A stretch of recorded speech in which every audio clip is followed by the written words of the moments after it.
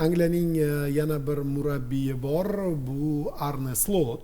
Sababi peshqadam bo'lib turgan chempionatda Liverpool va biz uni muddatidan oldin chempion deb e'lon qilganmiz ham. Hatto ana shu Liverpool Liga Kubogida imkoniyatni boy berdi Newcastle'ga. Newcastle so'nggi 70 yoki 60 yil deganda sovrin qo'lga kirityapti. Angliyada bu borada sovrinlar borasida nimalar bo'lyapti?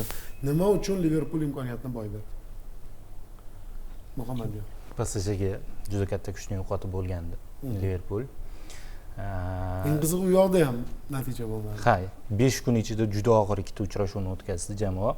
Van Dijk aytibdi, biz birinchi uchrashuv hissiyotlardan qutulib ulgurmasimizdan ikkinchi o'yinni o'tkazdik dedi-da.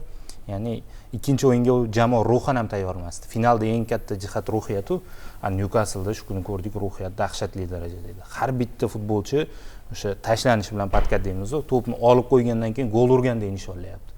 Darvozabon seyvlarida golni ko'p aytmasak bo'ladi. Futbolchilar rostdan ham faqat g'alabani o'ylab maydonga chiqqandi Newcastle'da. Hozir aytayapmiz, juda katta yillik tanaffus. Muxlislar sog'inib qolishgandi.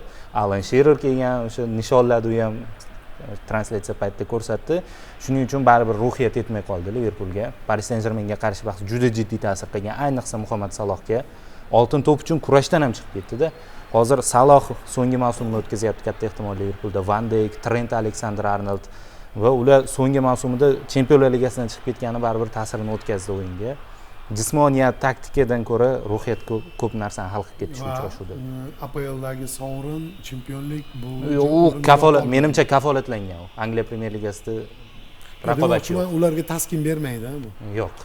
Chunki treble deyilayotganda Chempionlar Ligasida 45%. Butun boshqa jamoalar qolgan 55% da Liverpool 45% turgandi. Kubokda final, Liga Kubogida final. Angliya Premyer Ligasi sal bir ikkita o'yinni qurbon qilsa bo'ladigan darajada turgandi. Ya'ni hammasi ideal holatga yetib kelgandi. Ikkita uchrashuv bilan barchasi barbod bo'ldi. Bu yoqga Angliya chempionatida yaxshi hamki 12 ochkolik tafovut bor. Sal qisqa bo'lganda Arsenal o'tib ketish ehtimoli katta edi.